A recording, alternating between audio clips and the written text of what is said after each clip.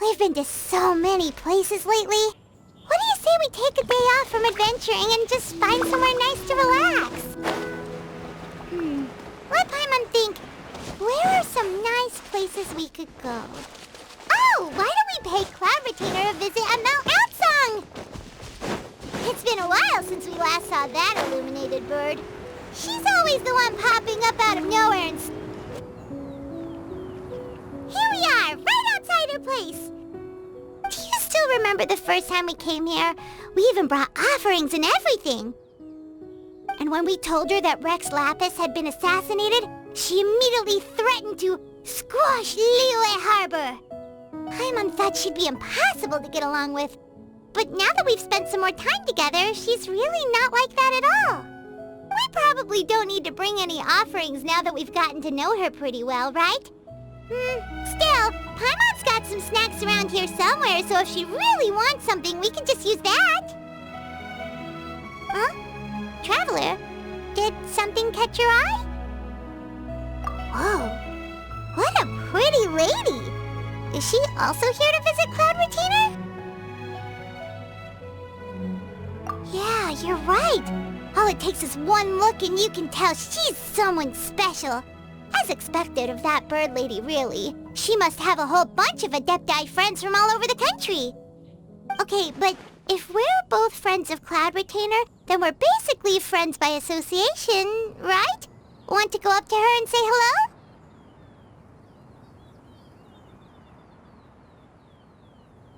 Helping you make more connections is a part of Paimon's job as your reliable guide. Paimon's got this.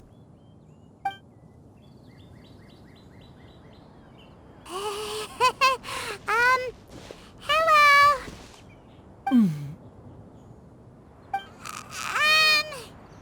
Paimon is Paimon! And this is the Traveler. Paimon doesn't think we've met, but we're also friends of Cloud Retainer. May we have the pleasure of learning your name, Madam Adeptus? You two... What is this tomfoolery? Has this shift in form so clouded your eyes that you no longer recognize one anymore? Wait, you're... Huh? You're the illuminated bird? But you look... human! How did that happen?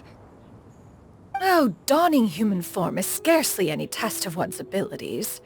As for your confusion, one merely had no reason to indulge such inclinations before. So, you're indulging now because?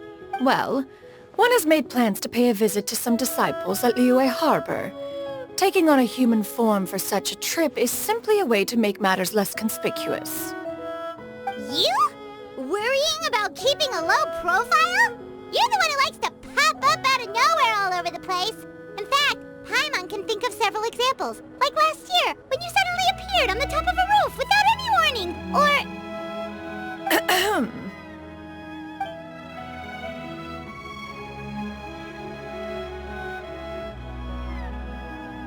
Hey, didn't we agree not to bring that up unless she asked? Oh? So you have taken care to follow the proper rules of etiquette after all. Most commendable.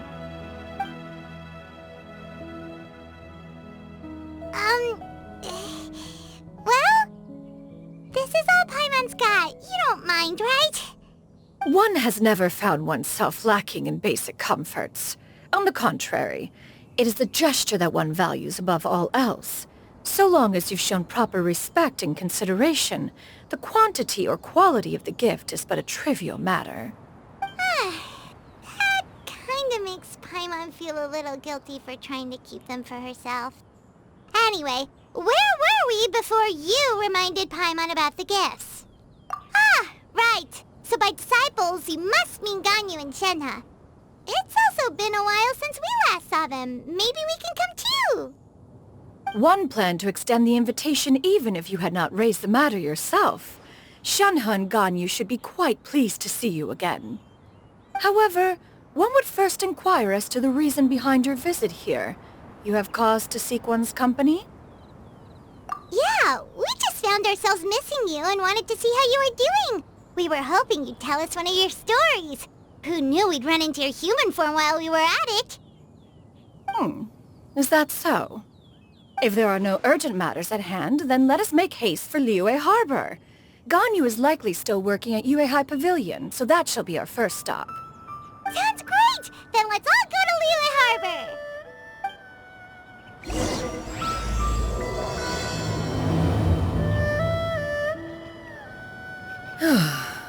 Ganyu has been quite busy with work as of late. One can count on one talon the number of times she returns to Mount Outsong each year. Shanaha has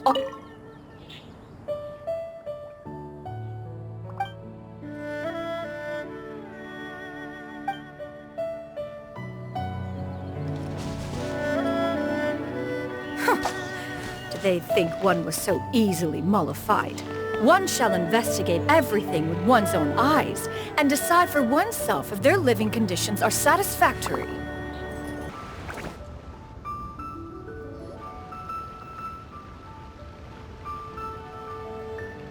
We're almost at Way High Pavilion. Hey, do you think Ganyu will be shocked to see Cloud Retainer like this? Guess we have no idea if Shenhe and Ganyu have ever seen her in this form before. Wait, where did she go? Why are you just standing there, Cloud Retainer? Quietly now. One shall stay here. You two can go and meet with her. But why? Isn't it better if we all go together? If one were to proudly proclaim one's presence, Ganyu would surely profess herself otherwise unoccupied and drop everything to attend to one's visit. One fears that would only result in her staying up all night to make up for lost time. One does not wish to trouble her. Conversing vicariously via you two shall suffice. Do remember to inquire as to her recent well-being. Again, do not mention one's presence here. Fair enough. Makes sense. Alright then, we'll just pass on your regards and... Cloud Retainer? Oh, Oh, busted. Is that lady someone you know, Ms. Ganyu? She is indeed. I'm sorry, Huixin, but could we delay the upcoming meeting for a little bit? I believe my schedule today is quite full. Although, perhaps I could move some work to later in the evening. Oh, not to worry, Miss Ganyu. I'll make the necessary arrangements right away. Thank you, Huixin.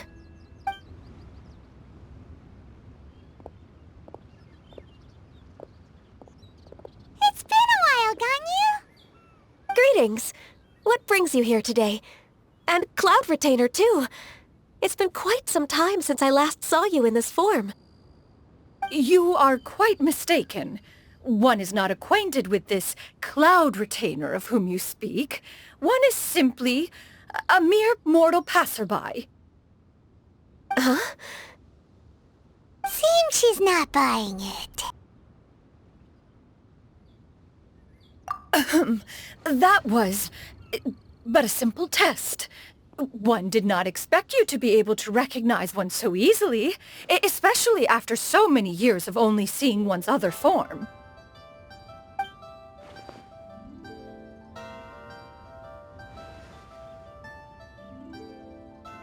But recognizing you is, my responsibility as your disciple. An apt observation. One was simply passing by while attending to some important business. One thought it would only be fitting to pay you a visit while in the area. Wait, Paimon wasn't aware of any important... Cloud Retainer's right! We've still got something super important to do, so we can't stay here for too long today. Oh, is that so? But it's been so long since we last saw each other. One simply desired to see you and had no intention of interrupting your work. A quick conversation should suffice for today. A more involved reunion should wait until you find yourself less occupied. I understand. That should be fine. While one acknowledges the amount of work that you have to deal with every day, one must also remind you to rest. Though Adepti blood flows through your veins, excessive exhaustion will still cause grave harm to your body. It still makes one nostalgic to see you as you are now, respected and independent. When you were young, you oft begged one to cuddle you to sleep when you suffered from nightmares. Cloud Retainer! Stop! If you insist. We are running short on time regardless, so one will refrain from going into each and every story. Why don't you continue your conversation? One shall simply stand by and listen. Wow, you've been to so many new places since the last time we spoke. If you ever need anything, please just come find me at Uehai Pavilion. Also, forgive me for my presumptuousness, Cloud Retainer, but if you plan to continue appearing in this form, don't you think it'd be helpful to adopt a human name? A human name? Huh. You raise a valid point. Considering the sheer extent of one's renown, Cloud Retainer is surely too recognizable as a name. You really think so? Not that you're not famous or anything, but... You presume to know the extent of one's illustrious achievements. One would hardly think such a thing to be possible. Nevertheless, Ganyu's advice cannot be ignored. From this point on, when in public occasions, be sure to refer to one as Shenyun. Shenyun? I assume that's a reference to the full record of Pristine Pavilion. An Adeptus of years past would rise with the clouds and rest with the moon. They were enlightened and wise, free and unfettered. The writer referenced Master's name to describe her carefree and spontaneous nature. Oh, that sounds super cool! Paimon feels like only the most powerful of Adepti could rise with the clouds and rest with the moon. Actually, those lines were originally written to describe Cloud Retainer herself. Huh? Wait, so you're really that powerful? And what of it? Did you truly take one to be nothing more than a bird of bigger than average size? Not exactly. To be fair, Cloud Retainer rarely speaks of her past accomplishments. The tales of her past can only be found in ancient texts. It is said that once, a long, long time ago, there was a severe drought in Liyue. Left with no choice, many people left their homes, while others spent day and night praying to the Adepti. Although I did not live through such tragedy, simply reading about it is enough to gain a visceral understanding of all the pain and desperation during that time. On top of the drought, a noxious gas also began to spread through the land. If not for Cloud Retainer's efforts, much of Liyue would be nothing more than a barren wasteland today. The books had this to say about what happened. Upon arrival, the Adeptus borrowed the wind to retain the clouds. Immediately, the clouds gathered together, and abundant rain burst forth from the heavens. Drought and plague were both driven away, and the people were saved. Wow, that's incredible! Mortal records add embellishments to dramatize past events. One did merely what one ought, and even if one had not interceded, the other Adepti would surely have stepped in to help. Even so, you stopped an entire drought! Can you really control the weather like the book said? Oh, Paimon suddenly has a lot more respect for you. So it was Paimon's bad for calling you Illuminated Bird before. You're not too mad, are you? How laughable. A name is but a simple label we carry with us on our journey through the world. Why would one be offended by such a trivial matter? That's a relief. In that case, Paimon will continue to call you whatever feels right in the moment. Well, that is quite enough ancient history for now. Ganyu, have you had word from Shenhe? One has heard that she procured a job recently. Have you any thoughts on her workplace? And what, pray tell, of her monthly remuneration? Moreover, does she find herself overly inundated with work? Is she allowed time off during Lantern Rite? That is a lot of questions. There is no cause for concern, Cloud Retainer. I introduced Shenhe to her employer personally. Wanmin Restaurant's business has been booming recently. So with Chef Mao being swamped with customers, and Xiangling still off and out in search of new recipes, I introduced Shenhe to staff the restaurant. I see. Most excellent indeed. One has had the pleasure of being introduced to that family. Xiangling is kind and astute, while her father is loyal and reliable. One has no cause to believe that they will make Shenhe's work difficult. Now, it is almost time to partake in the victuals of noon. One shall visit Wanmin Restaurant in person and see how Shenhe is doing. Huh? But didn't you just say that you had something important to do? Can that wait until after we've eaten? You may return to your work, Ganyu. One shall see to this matter on one's own. There will be many an occasion to dine together in the future. One is certain the opportunity shall present itself most readily. Of course, Cloud Retainer. Please take care. Traveler, Paimon, I'll see you some other time. See you around, Ganyu! Whew! Paimon was pretty quick on the uptake there, don't you think? As soon as you mentioned important business to attend to, Paimon realized that you were just looking to cut the conversation short and not take too much of Ganyu's time. Is Paimon right? No, in fact, it was not an excuse. One is indeed visiting Liyue Harbor for an important purpose. Wait, for real? The moment is not yet upon us. Still, the truth will be revealed to you in time. Huh. She really seems to be playing up the whole mysterious Adeptus thing right now. Is it because we just heard that cool story about her powers?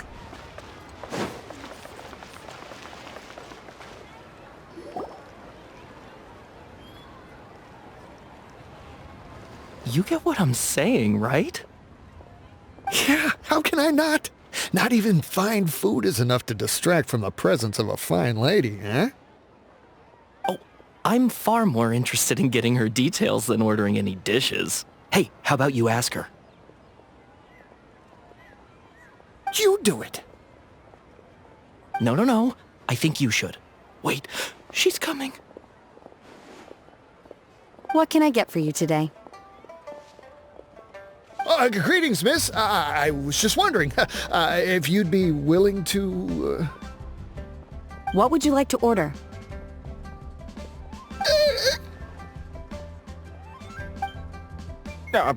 Two servings of Mora meat to go. Good chat. Bye.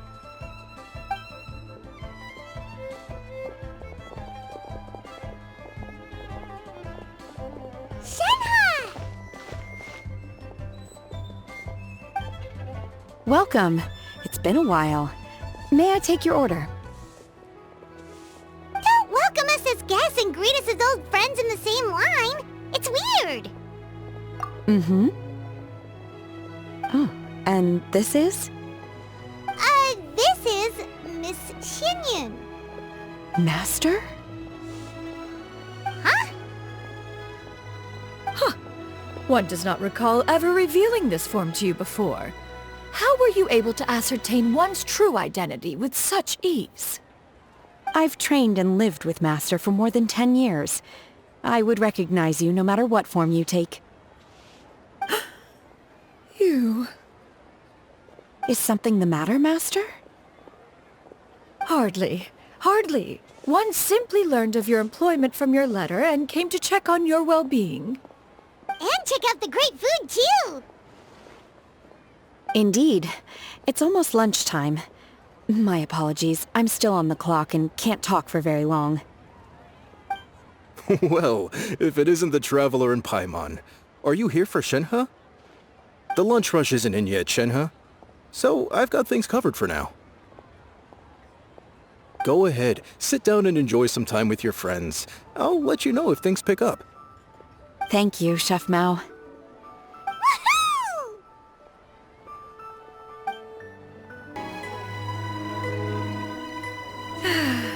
It is just as one expected. The owner of Wanmin Restaurant is indeed a most reasonable and accommodating human. Still, the work here entails dealing with quite a varied group of people. Has this been difficult for you, Shenhe? It's been manageable so far. I sometimes run into strange people, but I have figured out a way to deal with them. Seems like you've been making progress. So by dealing with them, you mean... First, I try to talk sense into them. If that doesn't work, I threaten them with violence. At this point, they usually decide they are in favor of a civil conversation. Oh, how should Paimon put this? Oh, a sensible plan. One is gladdened to see you integrate so well into human society. And you, Master? How have you been? Simply marvelous. Though Mount Outsong has scarcely enjoyed your presence recently, one has hardly found the pleasure of one's own company to be lacking. I see. Just as expected of Master.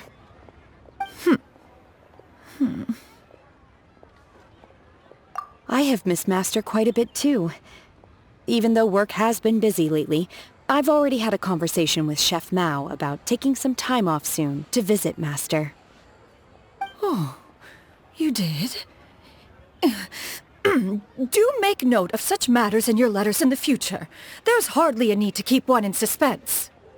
Whoa, her mood shot up just like that. By the way, Master, since you are in Liyue Harbor, have you had the chance to visit Ganyu? Indeed. She is similarly preoccupied with her work. There was time only to exchange a few simple pleasantries. Ganyu told us the story of Cloud Retainer's name. It was amazing. We never knew how powerful she was before. I see. In that case, allow me to also share a story about Master's past. Oh? Is that a problem, Master? I believe this to be a good topic of conversation. No, not a problem. One was simply caught off guard. But no matter. Please, proceed. One is most curious to see how much of one's own conversational prowess you possess. Master once participated in a race against Mooncarver. After Mooncarver lost, he insisted that Master's ability to fly gave her a natural edge in such a contest.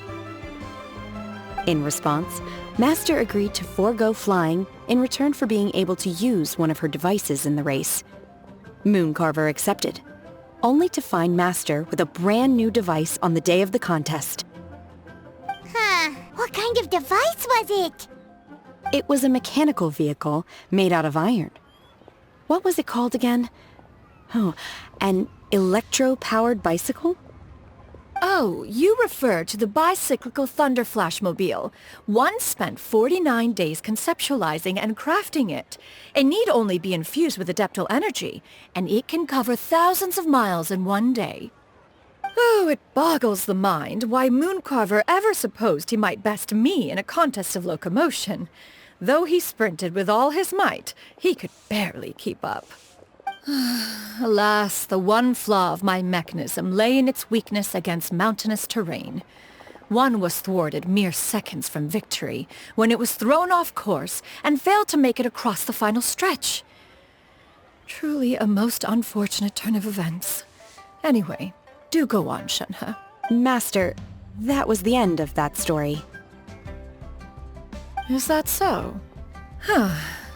With you gone, one has seldom felt the desire to call upon those old fossils for another contest. What is a race without spectators, after all? Have you been lonely, Master?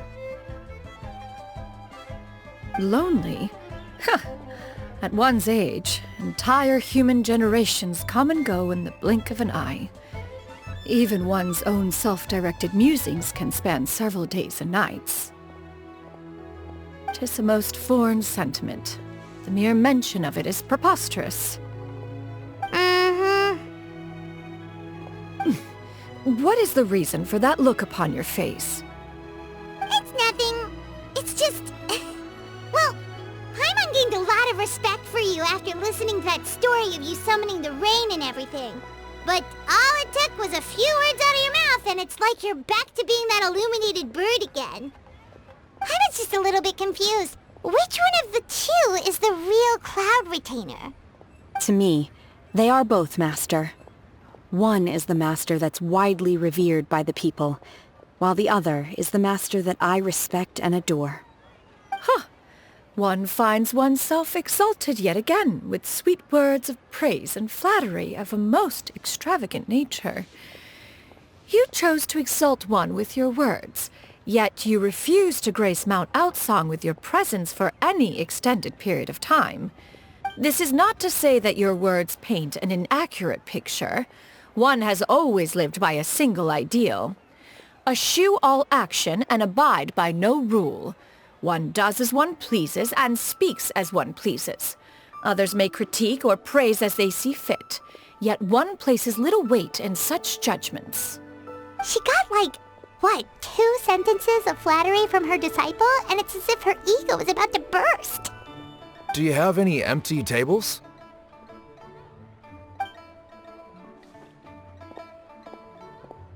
Hey there, could we get another fish stew?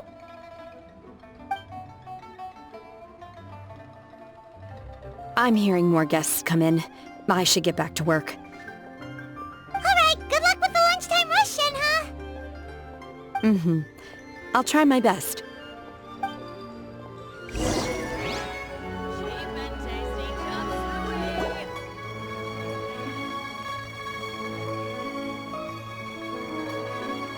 So much yummy food! Paimon's gonna feast! One is fond of all kinds of delicacies and delights in a multitude of flavors. The dishes here demonstrate no shortage of culinary skill. Their unique flavor profile has left one more than satisfied. In fact, one has been struck by quite the fit of inspiration. One has already begun to conceptualize the next generation of supreme cuisine machines.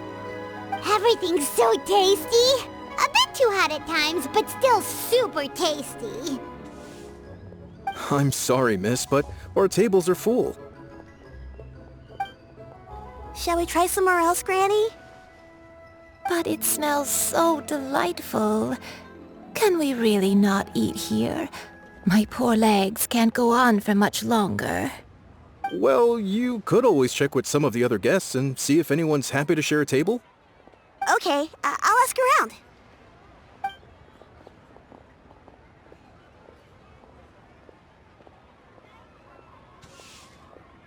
Excuse me. Would you mind letting us share a table with you? There are no empty tables left, so... Ah, well, Paimon doesn't mind. What about you guys?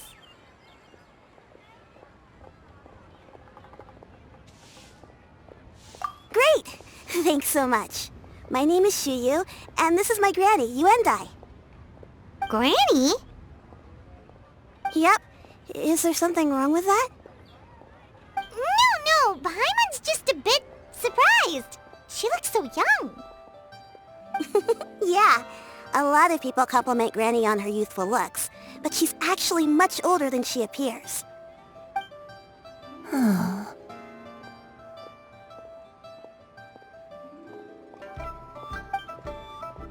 Granny, why don't you take a seat?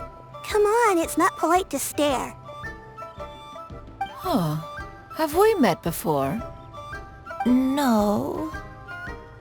'Tis a fated meeting, then. Please, take a seat. What would you like to eat, Granny? I can order for you. I want braised earthworms. They always pop up out of the ground after a rainstorm. No, not this again. Granny, there's no braised earthworms on the menu. Braised earthworms? Well, that sounds weird. Do people actually eat that?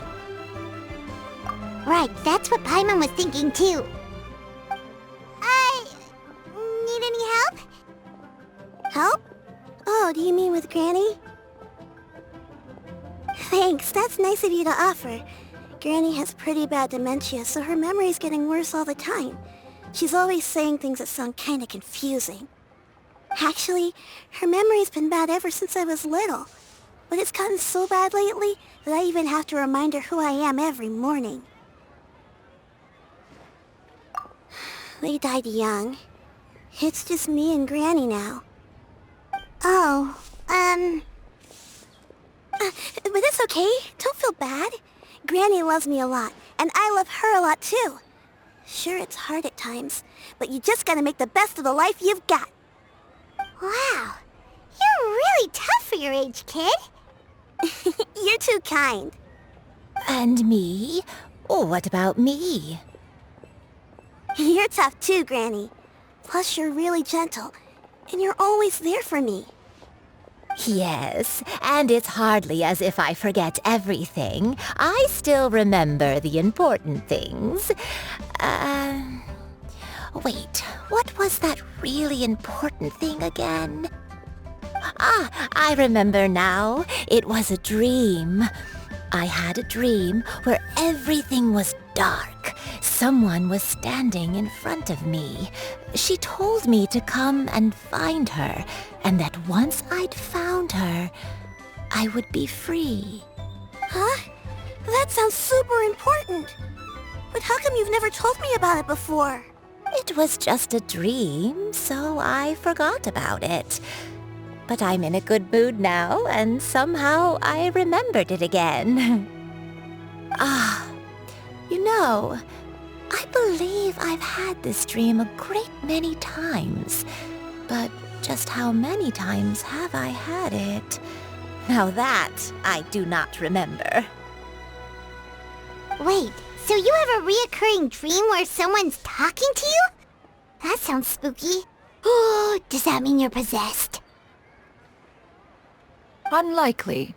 Her eyes are clear and her breathing remains calm and level. One sees no signs of possession. Are you sure? Who do you take me for? Is one not an adept? Am I not an expert? You're right. Paimon almost forgot you're the expert. In that case, do you still remember what the person in your dreams looked like, Granny? Not anymore. Although, I have a sense that she looked rather like me. But not a younger version of Granny? This is just getting weirder and weirder. What is going on here? As one said, fate must have brought us together. You may leave this situation to me. Are you sure? So, what are your names? Paimon's Paimon. Just Shenyun is fine. Thank you all so much for offering to help. But first, I'm sorry for asking, but, how do you want us to pay you back? Oh, we don't need any payment for this.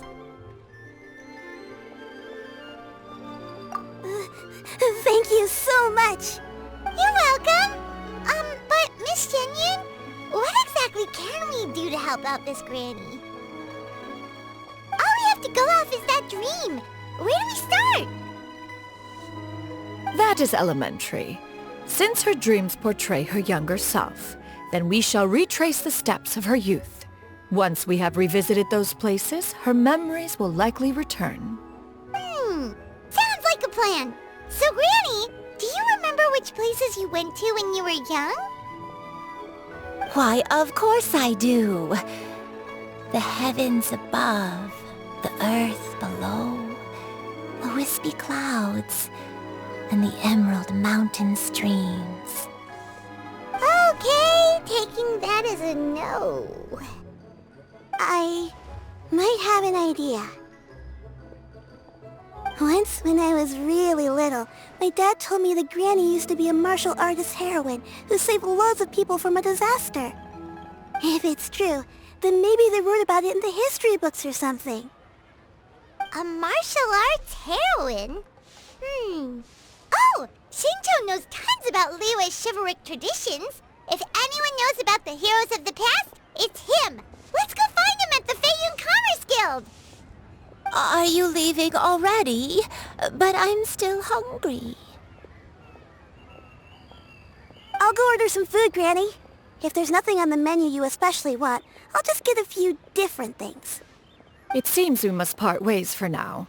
The Traveler and Paimon are bound for the Feiyun Commerce Guild, while Yuendai and Shuyu shall remain here and partake of their lunch.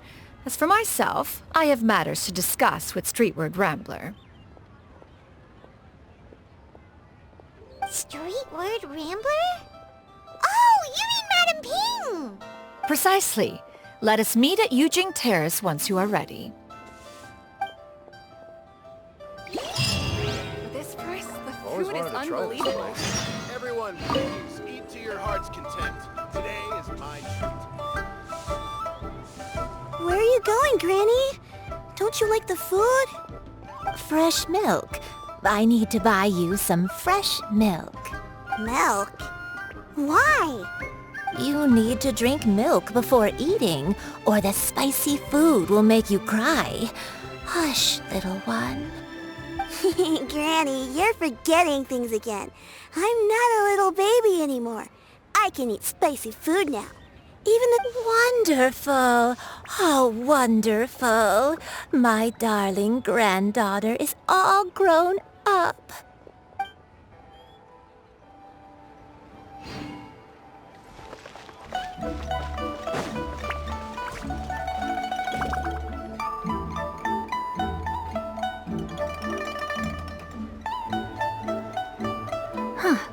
It's you two. What brings you here? Shincho! Great, we found you! We wanted to ask you about something.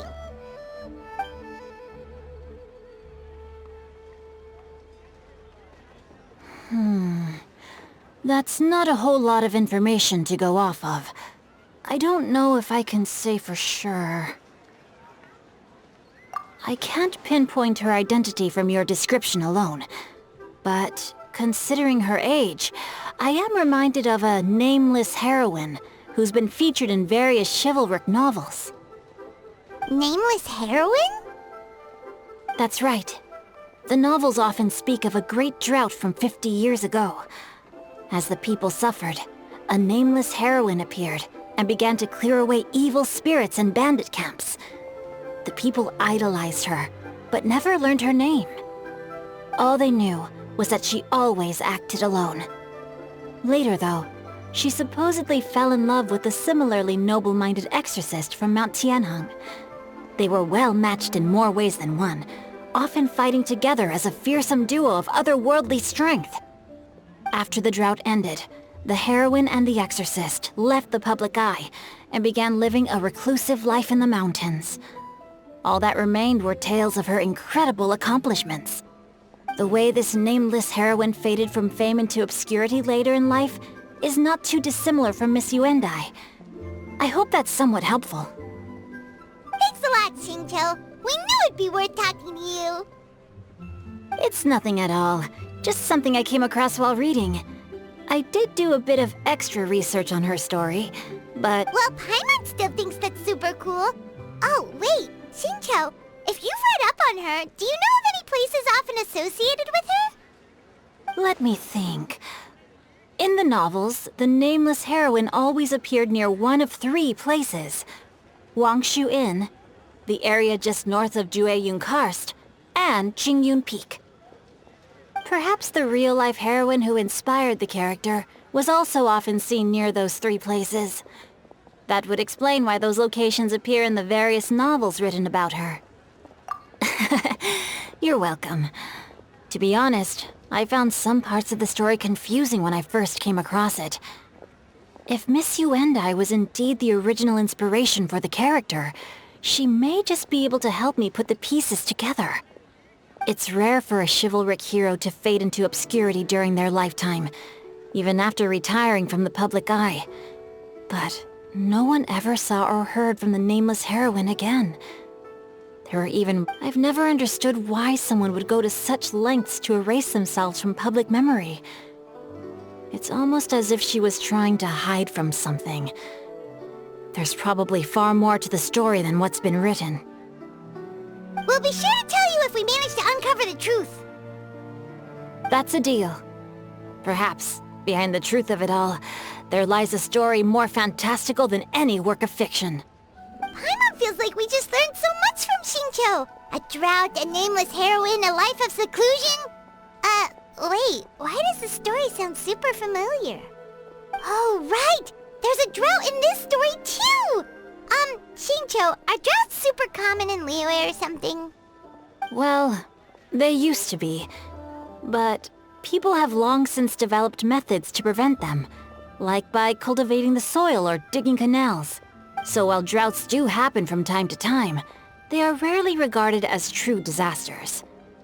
The drought 50 years ago is probably one of the worst we've had in the last several centuries. The crops withered, the streams ran dry, and the monsters in the mountains became rabid and agitated.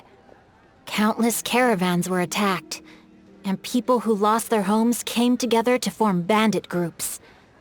What started as a natural disaster soon became a human tragedy as well. That sounds awful! Yeah, and that's exactly why the nameless heroine was so beloved. She must have been someone of true integrity, to do so much for the people while asking nothing in return. Still, as terrible as that drought was, it was nothing compared to the truly calamitous disasters that befell this land in ancient times. They say that back in those days, disasters were both more severe and more common. Only the strongest of Adepti could hope to dispel the ruin and devastation. Do you have any other questions?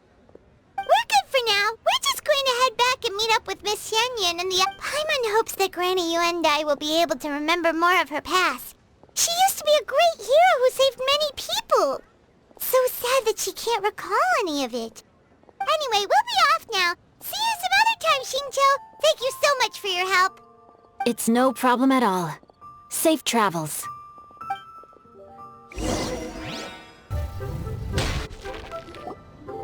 I have recorded the tune that you requested. I hope it will be of help to you. Oh, thank you. Straight word, Ping. What has amused you so? Oh, it's no serious matter.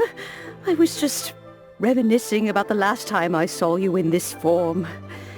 Time has wrought such change in this world, and yet you appear just the same as ever. Time has little bearing on one's existence, nor has one keenly felt its effects whilst dwelling at Mount Outsong.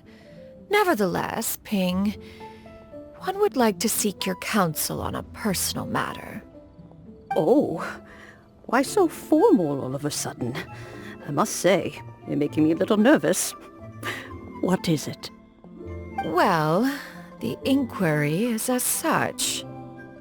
Approximately how much more would one need to afford a comfortable life in the harbor, not unlike the one that you yourself lead? It does not require as much as you may think. Still, do you mean that... Clavitator, Madam Ping! What are you two talking about? Nothing save for some trivial matters. Have you unearthed any useful details? Xingqiu has a theory, but let's save it for when Chuyu and Miss Yuendai have joined up with us again.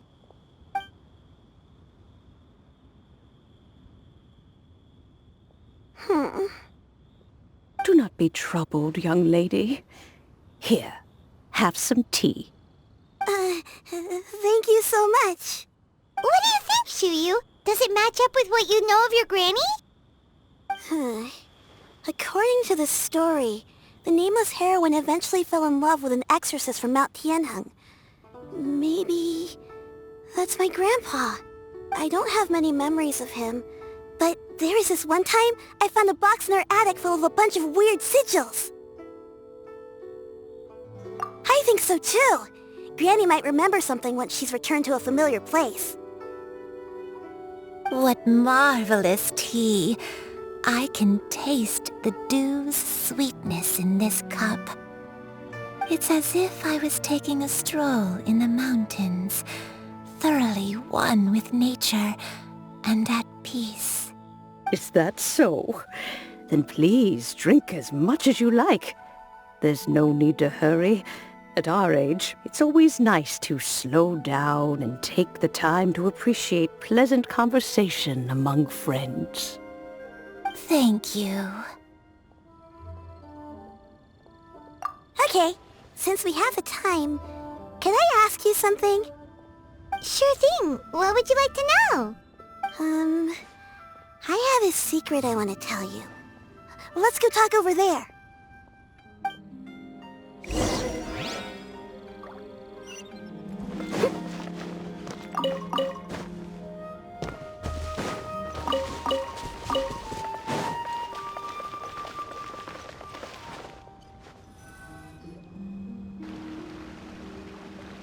What's wrong, Shiryu? Well, I've been kind of meaning to ask ever since we started talking in the restaurant, but are you guys all adepti in disguise? Oh! How about that? Well, you guys just seem super special. Plus, I think I might have heard Miss Shen Yun call herself an adeptus. Oh, must have been a slip of the tongue. Shen Yun, since you were the one who, misspoke. One is indeed an adeptus. Is that of some concern to you? Huh? I knew it. Well, one time when I was a little kid, I saw a pure white illuminated crane. I had this super high fever, and Granny wasn't around. I was feeling all icky and gross. But then this snowy white crane flew down from the sky. She put me on her back and flew me to her cool Adeptus house and fed me some sort of magic potion. When I woke up, I was already back in my bed and my fever was gone. I really wanted to thank her, but I was too sleepy to stay awake, so I never got the chance. So, I just kind of wanted to ask if maybe any of you have ever met an Adeptus like that? A pure white illuminated crane? The only two we've ever met are blue and white and black and brown. Have you ever met one that's pure white, Clabbertina? Never has one met an adeptus with such features. One surmises such a description is but a hyperbolic embellishment that oft results from narrative accounts. That's weird. Was it really just a dream then? Well, even if it was just in my head, it doesn't matter that much anyway. All I really want is to help Granny recover her memories. Leave it to us! Now that we know the 3 locations, we just need to visit them one by one. Let's go to Wangshu Inn first! Okay, I'll go get Granny.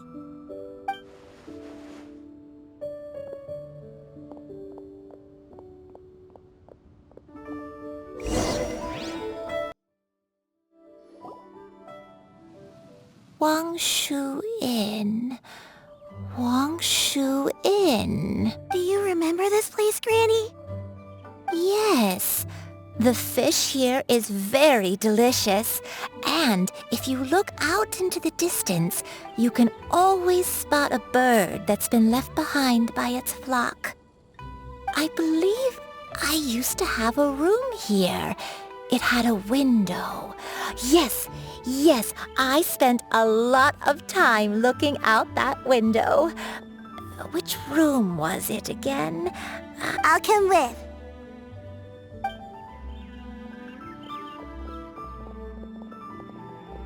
Paimon's still having some trouble understanding what she's talking about, but if she's so familiar with this place, that must mean she lived here, right? Wait. Whoa! Shell! What are you doing here all of a sudden? You scared the living daylights out of Paimon! I sensed a non-human presence and decided to come take a look. If you're here, then there's likely no trouble afoot. I suppose there's no cause for concern. It's been a while, Cloud Retainer. I see you have returned to your previous form. I have indeed. I fought alongside her in this form on many occasions during the Archon War. Oh, wow! What was she like during the war? Oh, wait, I guess. Was it anything like this? Behold, the glory of one's newest invention, the Bang Bang Continuous Fire Mechanism. Hands up and surrender, or be prepared to face the full might of the Adepti. An impressive imitation. Paimon knows her all too well. Even so, Cloud Retainer was not always as ostentatious as you describe. You may be unaware, but her talent with Adepti sigils is just as formidable as her skill in mechanics. The Archon War reached its peak after Guizhong's death. The Cloud Retainer who fought beside me in those devastating battles was taciturn and solemn, only speaking— A Cloud Retainer who barely talks? Paimon can't picture it. But what happened after that? If you were so powerful in your human form, why did you decide to take up your bird form again? Once one had bid farewell to the world of mortals, what use would one still have for such a shape? When dwelling between mountain and forest, away from the struggles and troubles of the mortal world, a mortal form is hardly the most fitting of choices. After the war, Cloud Retainer retired to Mount Outsong, only revealing herself to the occasional visitor, and always in her avian form.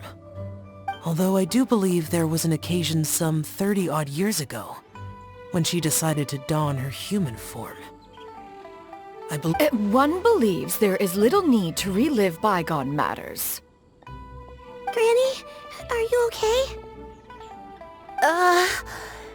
Back then, at this place, Perhaps this conversation should end here. I shall take my leave now. Should you encounter any trouble, you need only call my name. However, given that you are traveling with Cloud Retainer, I trust you are in good hands. Everyone! I think Granny is finally beginning to remember her past. Slowly now, calm your mind and recount what has been recalled. A long time ago, I stayed here to recuperate from my illness. Huh. So what Shinto said was true! You did fall ill! Was that why you went into hiding?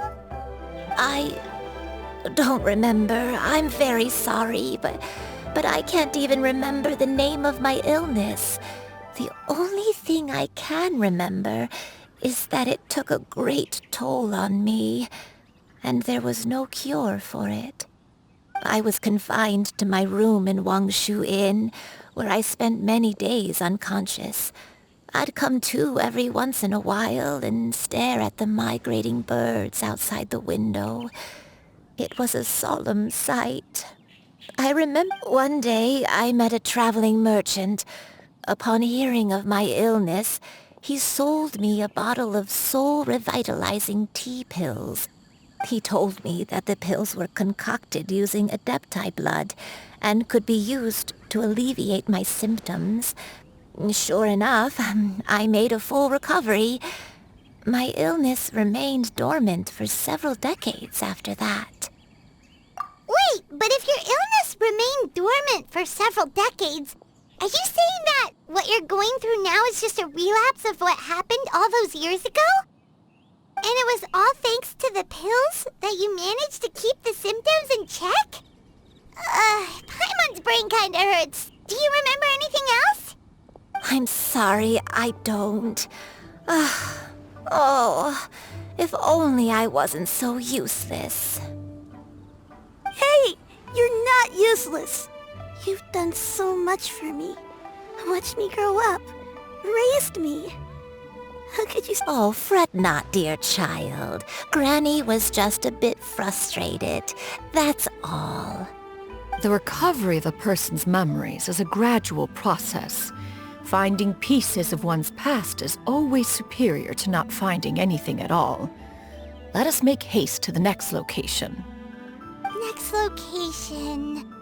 location. Oh, why don't we go to the area north of Dwayunkars next? There isn't really a landmark there, so where should we start? Oh, Paimon's got it. Let's check out the houses in the area length of time, then she would have stayed somewhere, right? Oh, Paimon's really got her thinking cap on today. At this rate, we'll recover all of Granny Wendai's memories in no time.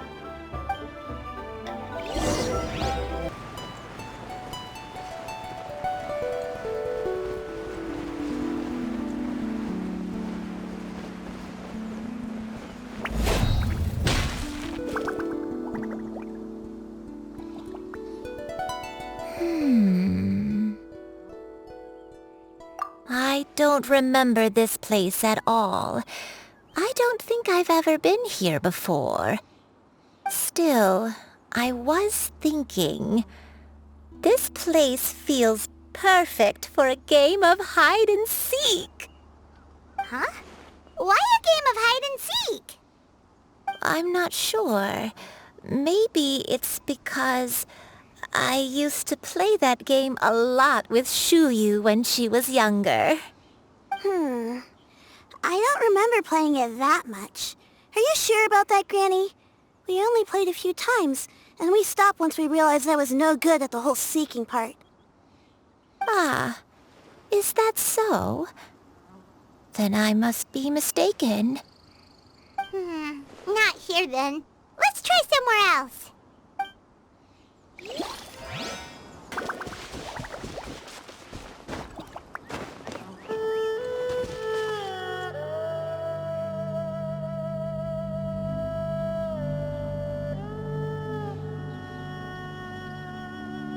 Paimon sees an abandoned house! Why don't we take a break over there? This place, it's...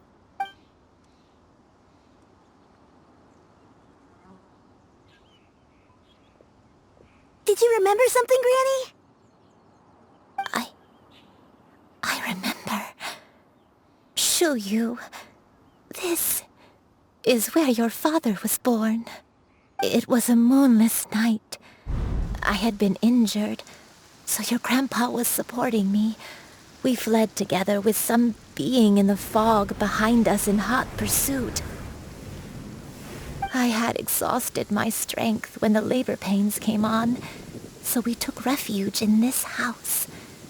Your grandpa set up a barrier outside, but neither of us knew if it could hold the monsters back. I remember that night. I remember falling to my knees, reciting a prayer over and over. I alone am the source of this sin. Punish me as you wish for forsaking my oath, but spare my innocent child. Sin? Oath? Did you do something wrong? I don't know. I don't remember. I only remember praying in the darkness with all my strength until the sun finally rose again and the fog... Eventually, the house was filled with the sound of my baby's first cries. That baby was your father. I remember I clutched him tight to my chest and My dad? He was my pride and joy, and so are you, Shuyu. You're so much like, but you're always going to be different from me. Why? I don't care what you might have done, Granny. You'll always be the person I love more than anything. You're too sweet, Shuyu. I'm lucky to have you with me. If not for you, I would not have had the courage to come here, to try to remember what I had forgotten. All right, let's not stand around any longer. There's one place left, yes? If one recalls correctly, the next place should be Qingyu Peak. You and I, how fares your health? I may be a bit slow, but I'll do my best to keep up. I'm sorry to keep everyone waiting.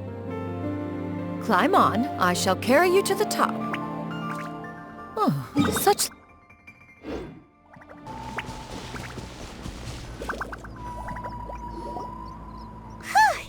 We're finally here. Does this place feel familiar to you, Granny Wendai? Let me see...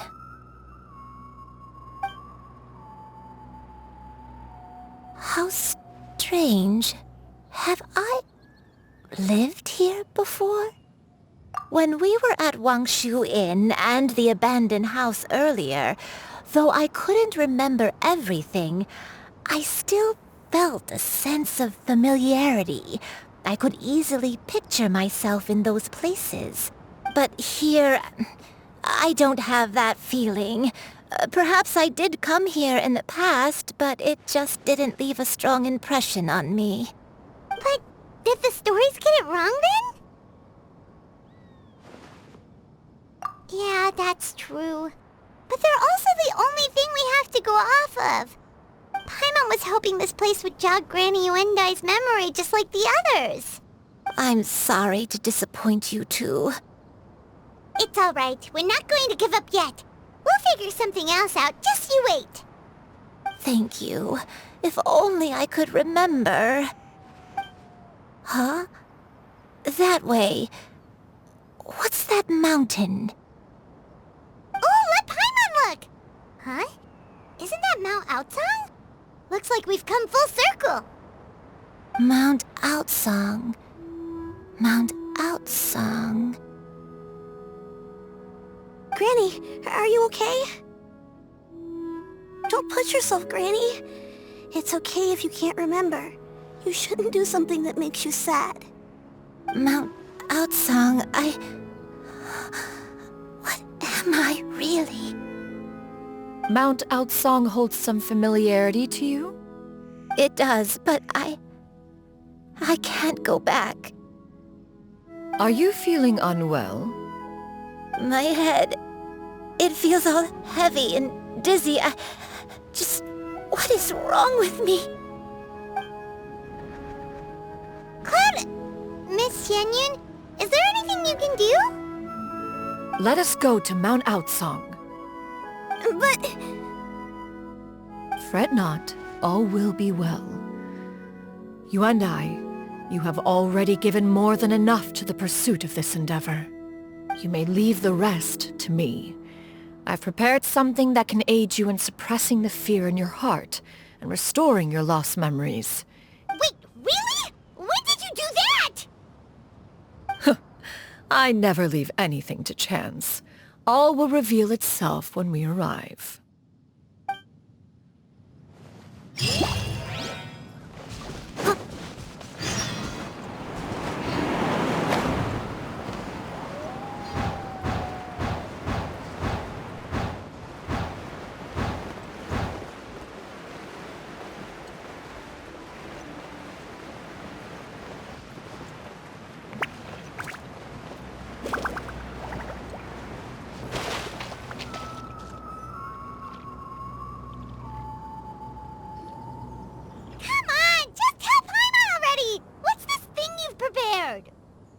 Here, this is it.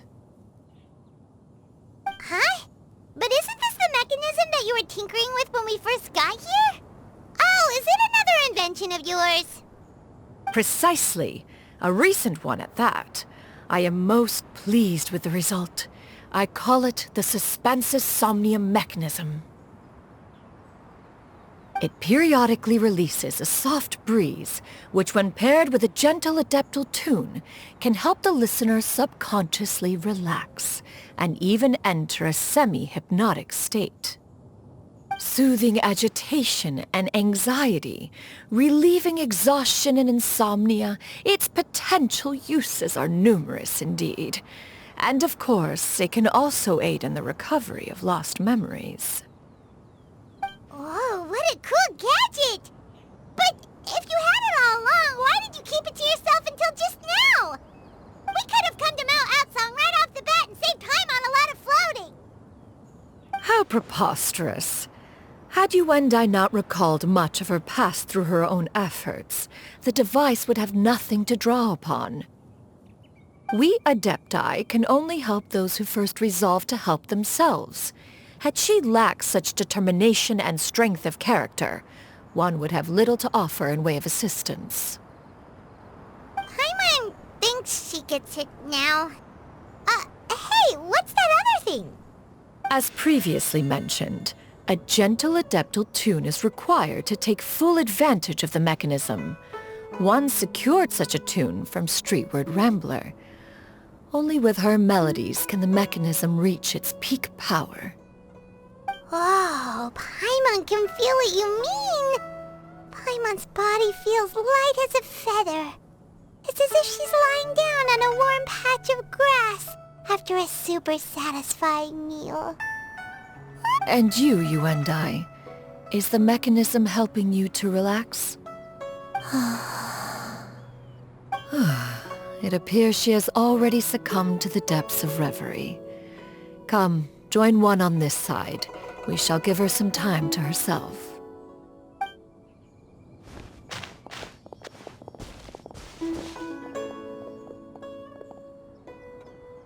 The drought is over. But why do you look like you want to cry? The potion. It's nearly run its course. I've never regretted meeting you. Not even for a second. Please. Please, no.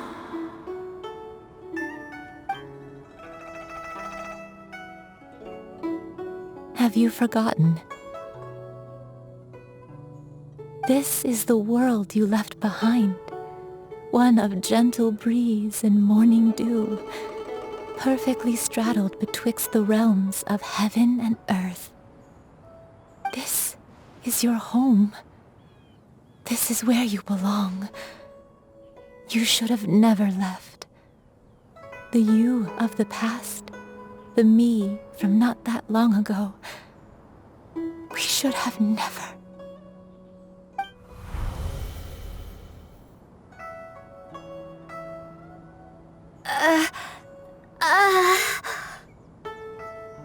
So that is the truth.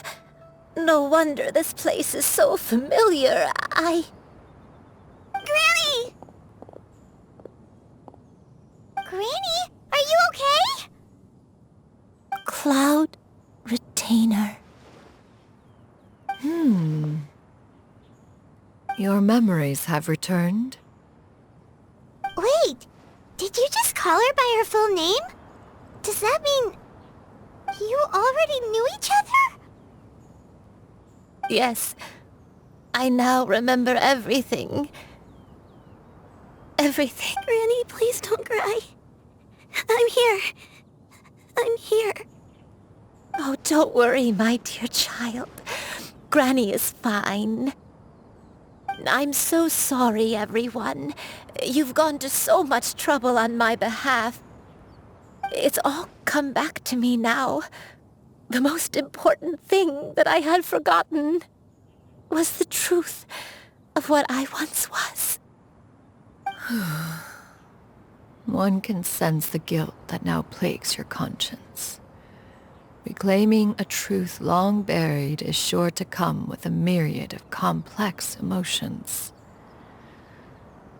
Perhaps one should recount the story on your behalf while you compose yourself.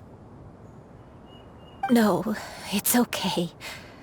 Now that I've remembered, I must face my memories head on.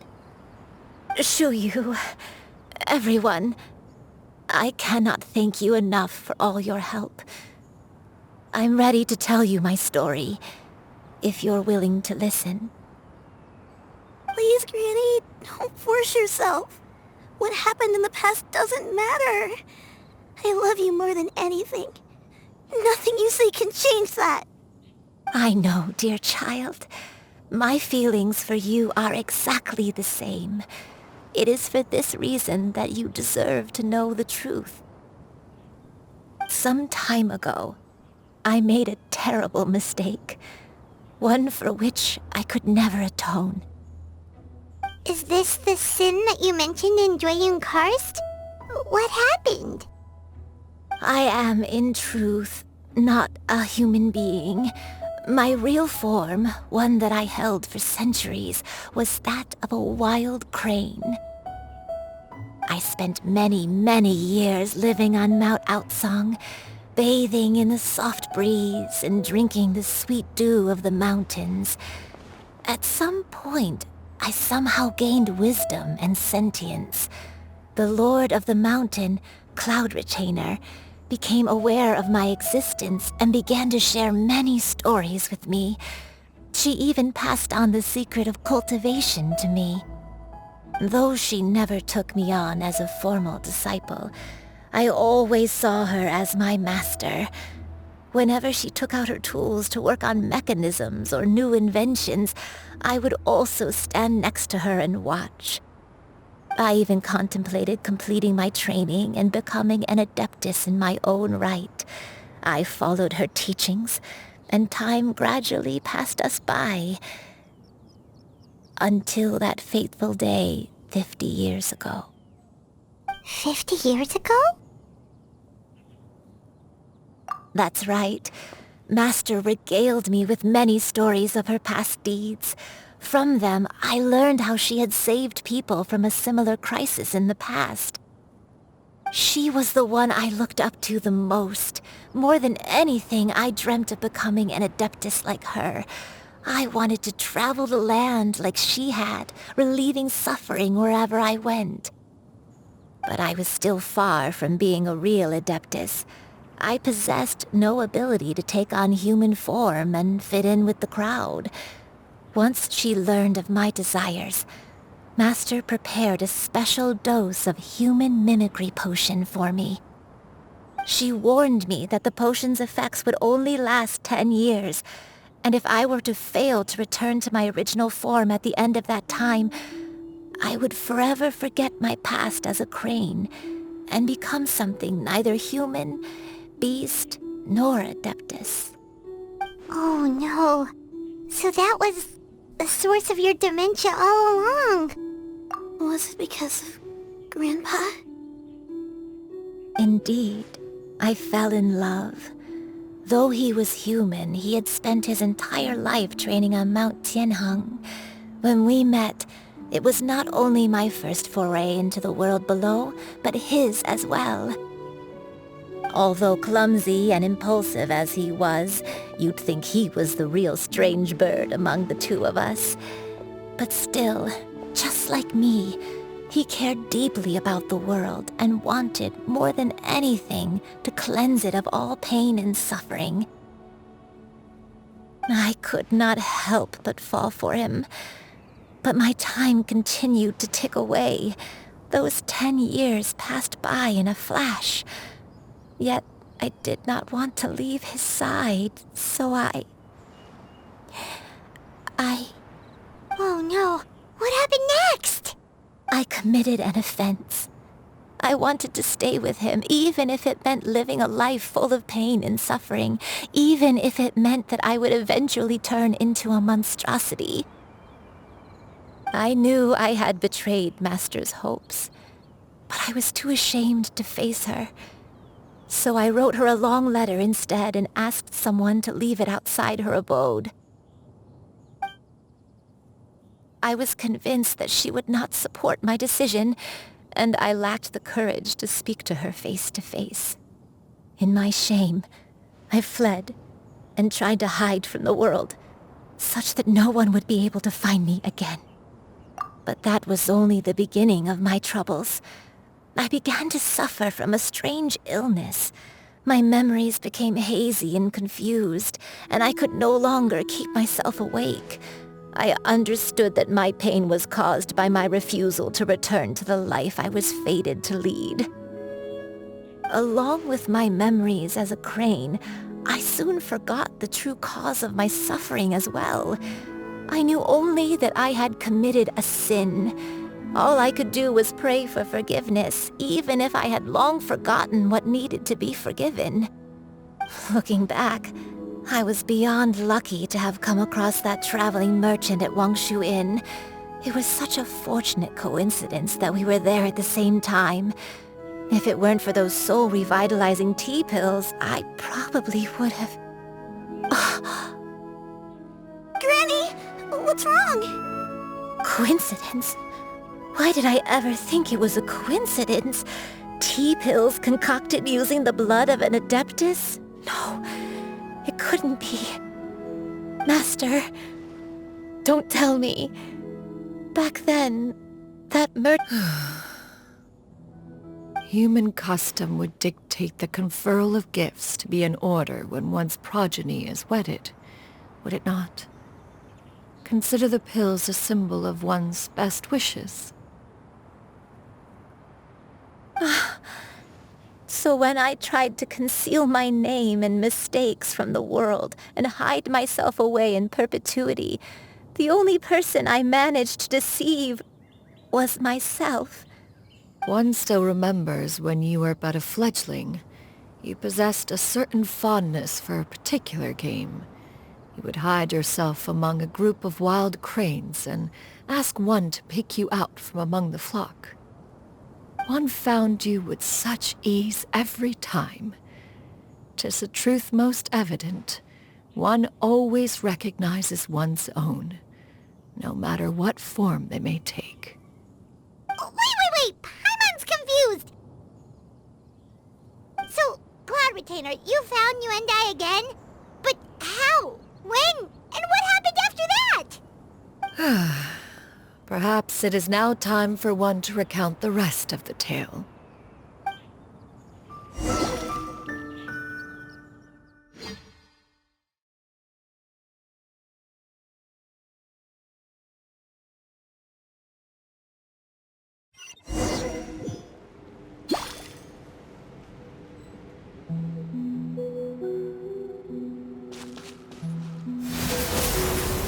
One was furious upon receiving your letter. Seized with anger, one set out to bring you to your senses.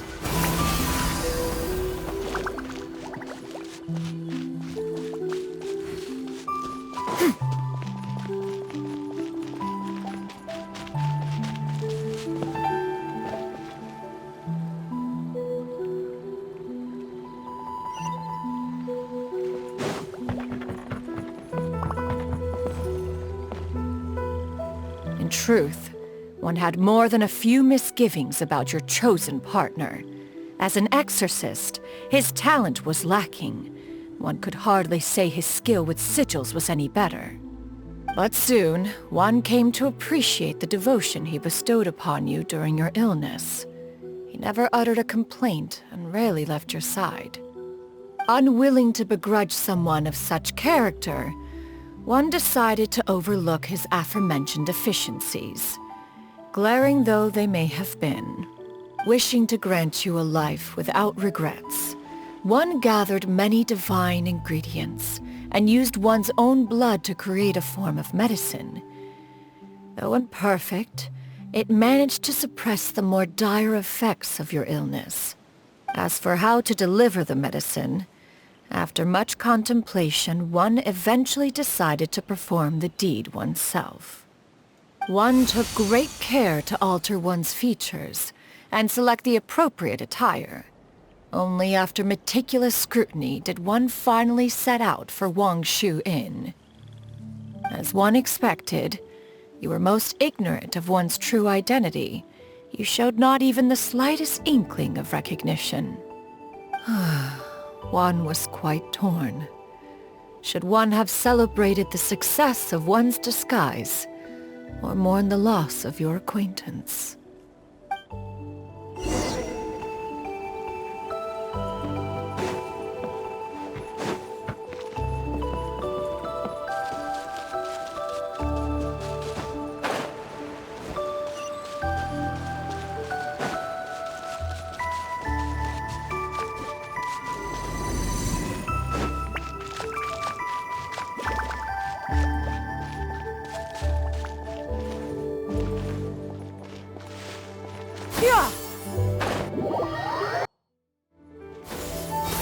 Nevertheless, one would speak to you about another matter, if you are amenable, even considering your loss of memory.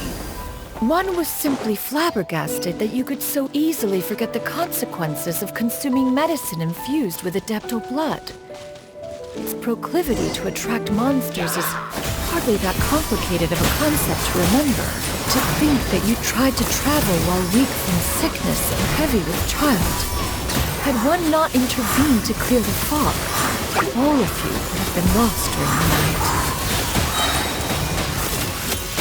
way for the Adeptus!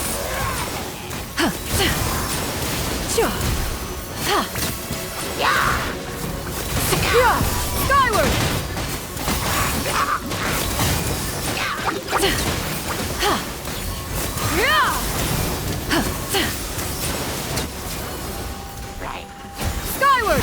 Skyward! Scatter! Stray clouds converge!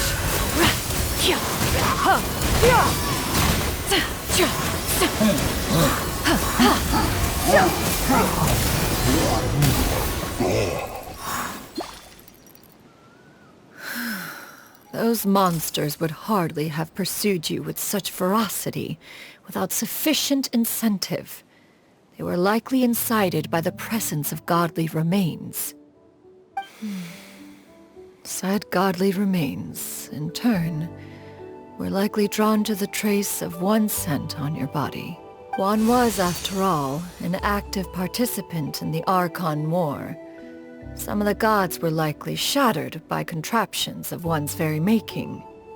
In the end, one was relieved to see you endure through the night. At the break of dawn, one heard an infant's cry pierce through the air, and one saw you carefully cradle the child to your chest. To see you happy, that was more than enough.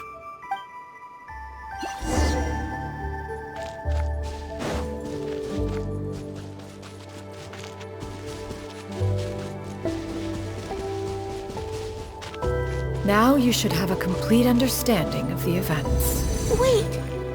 But if that's true, then the crane who took care of me when I was sick must also be... Ah, one had almost neglected to recount the absurdities of that tale.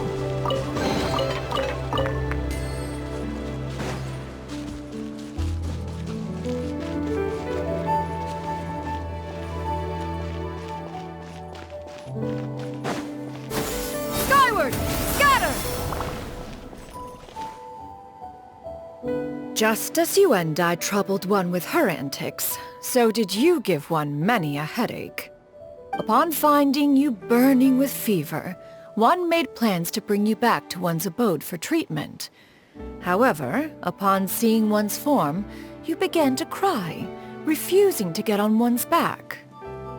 When one asked you why, apparently you believed that one could not possibly be a true Adeptus, because all illuminated cranes are white from tip to toe. One had no choice but to apply powder to one's body to conceal the variegated nature of one's appearance. You became more than amenable enough when one stood before you devoid of any other coloring. It bears mentioning, however, that as a crane, you and I was nearly entirely pure white in color. Though you had never encountered her in that form, you still recognize the essence of her being. Perhaps fate brought you two together in more ways than one.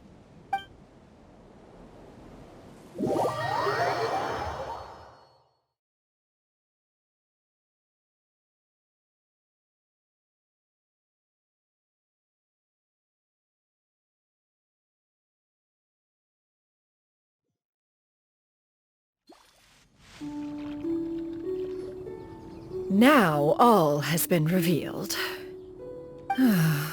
One owes you an apology, you and I. One recognized you upon your very entrance into Wanmin restaurant. One has always viewed you as a disciple of equal standing with Ganyu and Shenhe. Indeed, one wished to bring your story to a satisfactory end with this visit to Liyue Harbor. Still, one could not reveal your identity right away. Had one simply informed you of all you had lost, all those cherished memories would merely have become the fictionalized account of another. Memories are most meaningful when recalled by those who lived through them. Would you not agree? Even if the process was painful and arduous to experience. Have you any further inquiries? Master, I must ask. If you found me all those years ago, why did you leave me be, even though you knew about my mistake? Why did you not bring me back to Mount Outsong by force? One has never regarded your action as a mistake. It was a simple choice, nothing more. When it is time for one's progeny to leave the nest, it is the responsibility of an elder to let them fly free. Yet, when your wings grow weary and the night grows dark, just know that you always have a place to which to return. 'Tis a refuge referred to by many a name in mortal writing. Home, nest, haven. Whatever its denomination may be, its essence remains quite unchanged. One speaks, of course, of a place not unlike one's own abode. One's disciples are free to come and go as they wish, yet the door remains forever open to those who wish to return. One rather hopes you count yourself among them. Thank you. Thank you. You and I. One expects you too have sensed the rapid deterioration of your condition as of late, have you not? 40 years ago, you chose a path without a future. Though one used one's own blood to provide you with a few decades of extra time, it merely delayed the inevitable. One may have extended the path, yet one was unable to alter its final destination.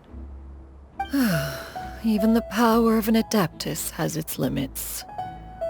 Had your condition continued to deteriorate, you would have forgotten your life as a human entirely. In the end, you would have turned into a creature lacking in the ability to even comprehend its own monstrousness. Fortunately, you were able to avoid that scenario by reclaiming your memories. Though one sped the process along by providing some guidance, the result is entirely a reflection of your own effort. So, what's gonna happen to Granny? One will help her reclaim her original form as a wild crane. If it be fated, she may recover her sentience one day. She's gotta go back to being a regular crane, huh? Master, you've already done more than enough for me. I don't know how I could possibly repay your kindness. This is a better result than I could have ever hoped for. How much time do I have left? Not long. The transformation is imminent. Granny? Please don't leave, okay? You're all I have left. Please! Don't be sad, dear child. Granny has led a wonderful life. My only regret is having to leave you behind. Don't forget to eat well, okay? A growing young lady like yourself needs lots of good food to grow big and strong. Promise Granny you'll take good care of yourself when I'm gone. I promise, Granny. I'll do whatever you say. Good girl. Good girl. Don't worry. It's not goodbye forever. Granny's gonna become the most formidable crane in all of Mount Outsong. Granny will train day and night. I won't stop until I can turn into a human without having to rely on anything but my own power. When that day comes, we'll be able to live together again. You and I. Good. That's a good girl. Even though we won't see each other for a little while, as long as we both work hard, we're sure to meet again someday. I'll eat well, Granny. I promise. And I'll wait for you, no matter how long it takes. I'll wait for you to come back. That's a good girl. Then Granny really has no more regrets. I'm so sorry, Master. Thank you.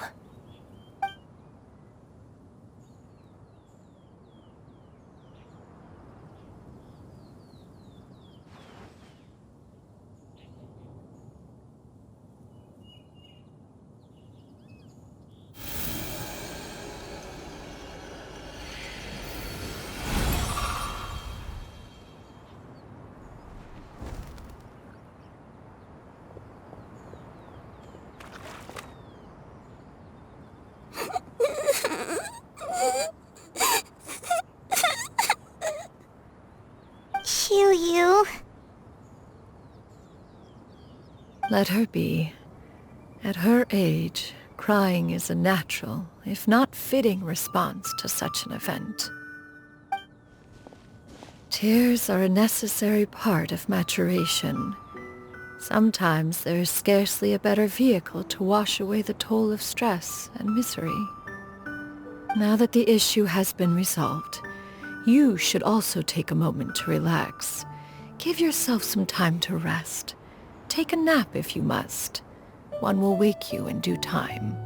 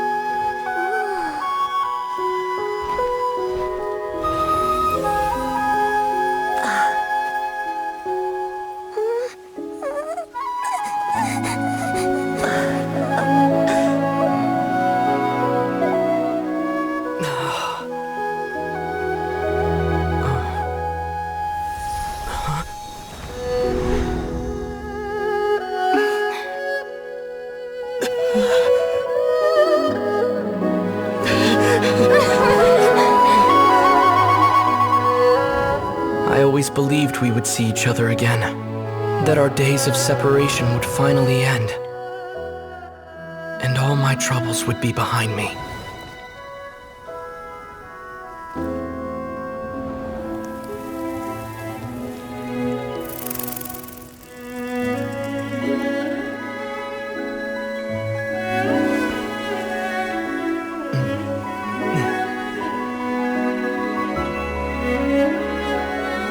If only things could stay this way forever.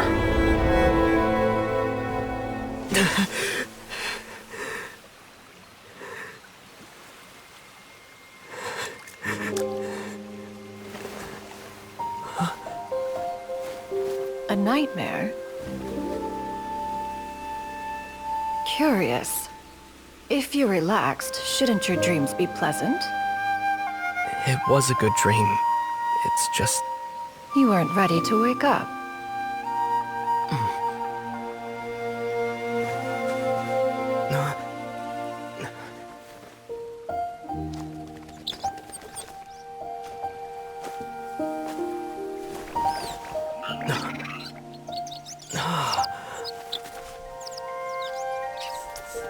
Eloquent as one may be, words of comfort are not one's strong suit. You are doing all you can. One can see your strength of will, your fearlessness in the face of danger. And so, whatever your dream may be, one believes that you shall achieve it. Of course, whenever the perils you face overwhelm you, or you become weary, one is always here for you. After all, as an elder, it is only right to look out for the young ones.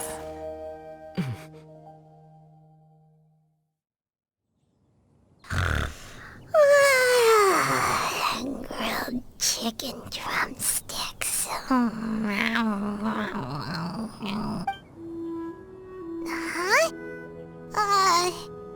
Was Paimon sleeping just now?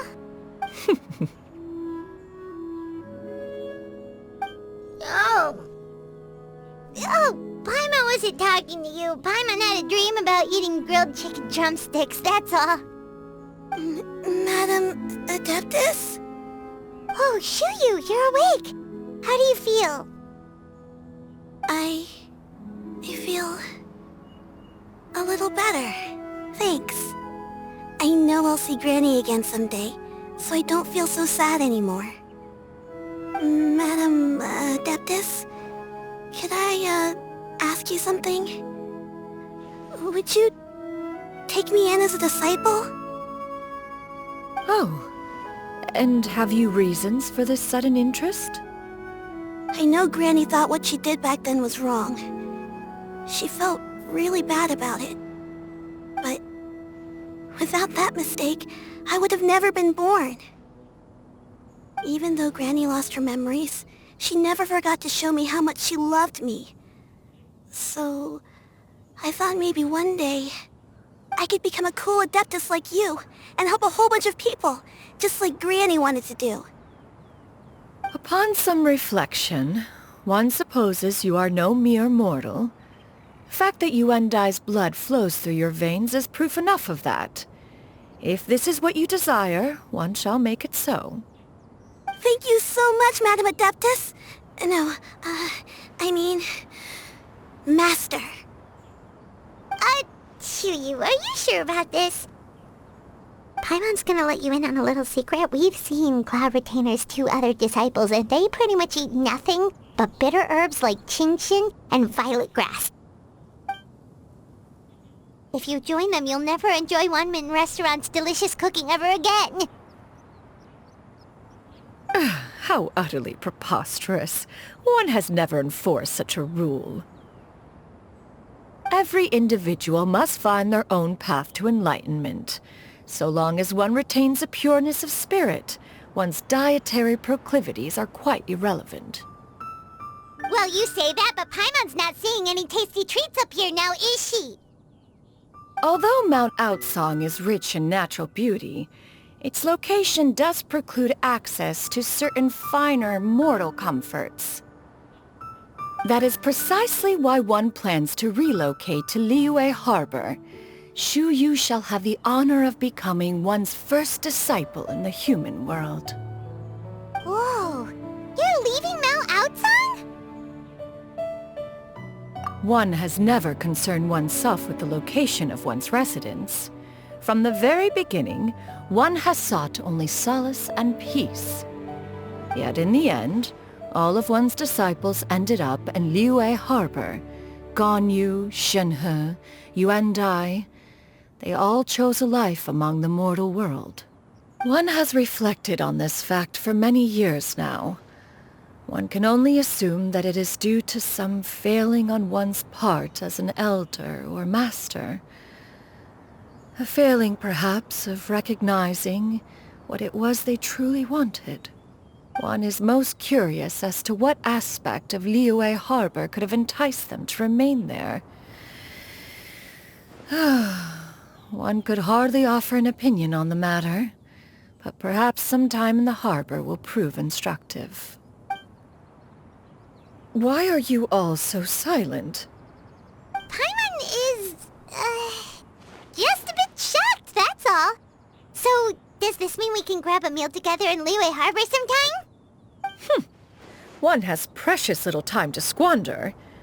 However, if one finds oneself otherwise unoccupied, one would not be opposed to the idea. One will be assuming the identity of a human while residing in Liyue Harbor. You should take care to avoid disclosing one's true identity. Don't worry, we'll help you keep it a secret. So, when can we expect to start seeing you in the city? Perhaps in 2 days' time. One has some matters to see to before one's departure. Preparation is the key to success, after all. One plans to put up various items from one's collection for sale. The earnings should provide for a comfortable living in Liyue Harbor. One has already picked out a handsome property near Chuhu Rock. 'Tis no small purchase, but what is mortal life if not one expense after another? Seems like you've really thought of everything. Then how about we meet up in Liyue Harbor in 2 days? A sensible plan. See you then. Oh, also, why don't you take this suspense insomnia mechanism as a souvenir? Anytime you should feel ill at ease in the future, you may try quieting your mind and sitting in meditation as you listen to its melodies. Awesome! Thanks, Cloud Retainer!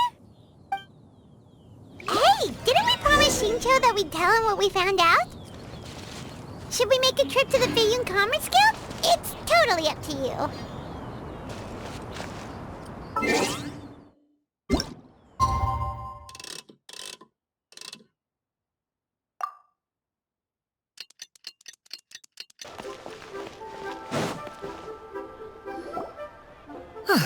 Your concerns are excessive and unfounded. This is but a simple collection of ordinary valuables. Such intense scrutiny is hardly necessary. To be quite honest, your insistence on that fact is my primary cause for concern. In what way are any of these ordinary? Every single item here could be worth more than everything I own combined. I simply can't risk shelling out that kind of mora without proper scrutiny. If I'm wrong, I would never be able to earn it back, not even if I worked every single day for the rest of my life. I have to be careful. Yes, you can never be too careful. We're here, Clo! Miss Shenyun, what are you guys arguing about? Ah, perfect timing. This ignoramus is questioning the authenticity of my wares. I'll have you know, these items have remained untouched in my personal collection for several hundred years. To question their legitimacy is pure folly. Several hundred years? Indeed. They're family heirlooms, you see, passed down over many generations, as families are wont to do. Yep, they've definitely been around. Hear that? Had I not found myself in need of mora, I would scarcely have had the heart to part with them. Indeed, you should consider it an honor to even have the opportunity to behold them with your own eyes. Doubt their authenticity any further, and I may just decide to take them to another buyer. Whoa, please don't go! I apologize for any insult, miss. You see, I know full well that I lack the knowledge to judge the true worth of these items. If you could wait but a moment, I've hired an expert to appraise them for me. He should be here shortly. An expert, you say? Very well. I will wait for a little while longer, then. Traveler, Paimon, this is my new residence. If you have cause to seek my company in the future, this is where you can find me. Master! Oh, it's you two again. Hello. Shiryu! You got a new outfit! It looks great on you. Mm-hmm. Master made it for me. I like it too. Huh? You know how to make clothes? Do I know how to make clothes? With the support of the proper mechanism, sewing is hardly a challenge. Master, I brought in most of my stuff. There's a few boxes left, but they're kind of heavy, so I just left them outside. Fret not. I shall help you move them into your room. Actually, I should probably sort through my stuff a bit first. Everything's kind of messy right now, so maybe you could, not look yet, Master? Yeah, that'd be great. It appears my young apprentice has her own fair share of secrets. No matter. Do what you must, child. Now, this expert you mentioned, when can we expect their arrival? Soon. Ah, there he is! Here, allow me to make some introductions. This is Mr. Zhongli, a well-respected consultant at Wangshang Funeral Parlor and an expert in all manner of valuables and antiques. Mr. Zhongli, this is Miss Shenyun. She's the one who's looking to sell the collection of valuables I mentioned earlier.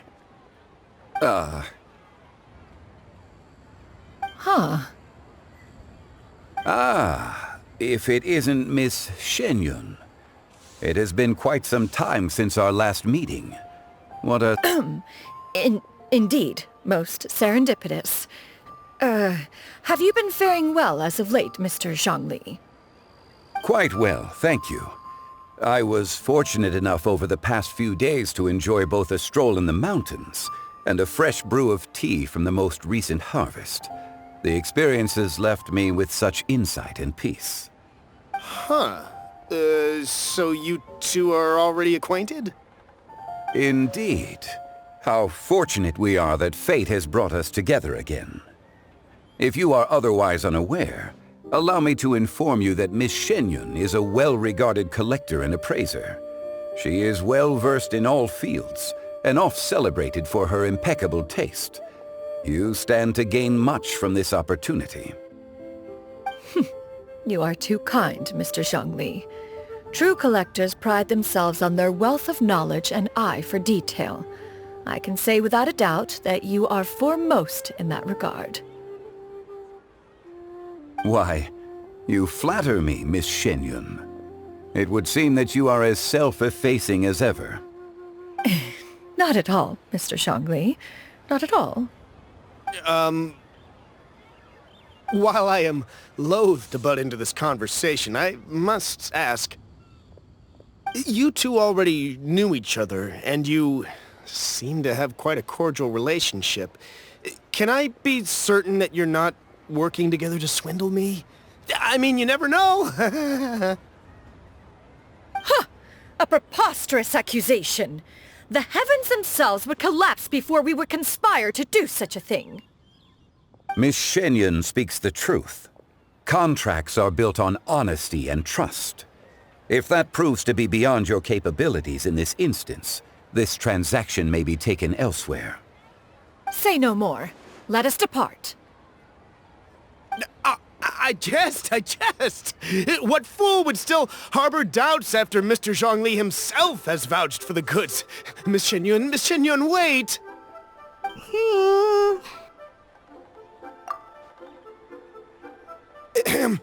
I deeply apologize for doubting you.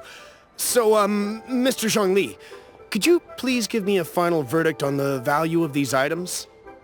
There is no cause for concern. They are indeed rare and precious valuables. Take this mechanism, for instance.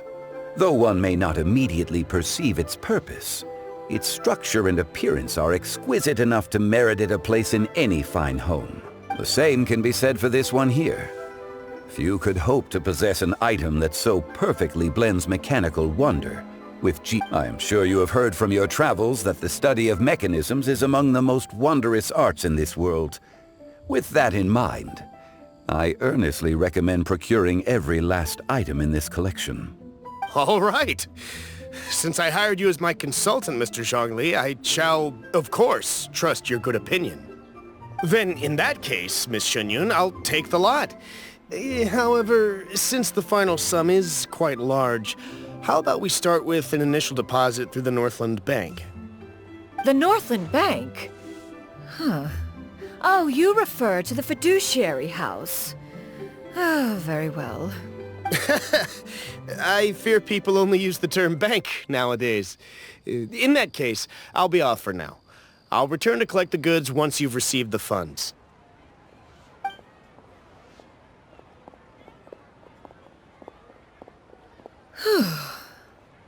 Zhongli! My friends, have you been doing well? We've been great! How about you? Paimon didn't know you were such a busy consultant! My days have been quite pleasant as well. I had been quietly enjoying a cup of tea when Mr. Xiaozu requested my services. As for you, Miss Shenyun, I presume you must be looking to settle in the city? I must say, the name Shenyun sounds exceedingly strange coming from you. Perhaps you could dispense of that particular epithet in further conversation. Whatever for. Am I not addressing you as a friend should? Well, that is true, but... Alas, refer to me however you will. After all, a name exists such that others may address you with it. One is hardly ignorant of that fact. It would seem that you have gained many valuable insights over the years, Cloud Retainer. One has indeed. One's previous stays were all brief. Now that one has made up one's mind to move and settle, one has gained a much better appreciation of the hubbub and commotion of the city, as well as the people's hard work and ardor.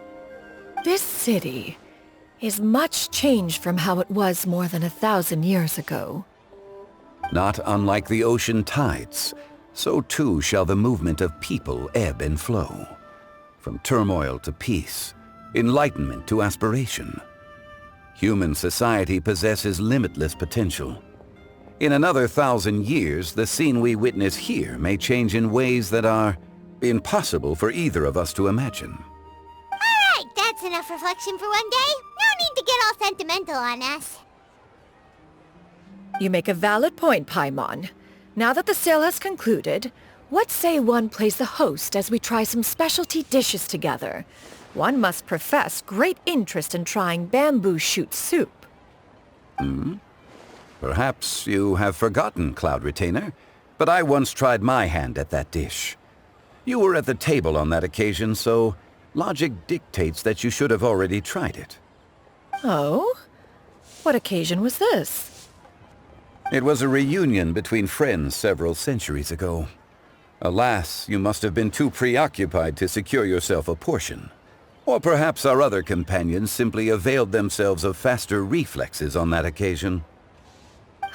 Hardly. 'Twas most certainly out of consideration for the others in attendance. In but a moment, one will show you what it means to have a true deftness of hand. It is settled then. Bamboo shoot soup, mora meat, crab roe tofu, triple-layered consommé. We shall enjoy the lot. One has already passed word to Shenhe and Ganyu to make a reservation. It is prime time for them to meet one's newest disciple. Is that agreeable to everyone? It should be a most splendid occasion. Shu Yu, come now, it is time to dine.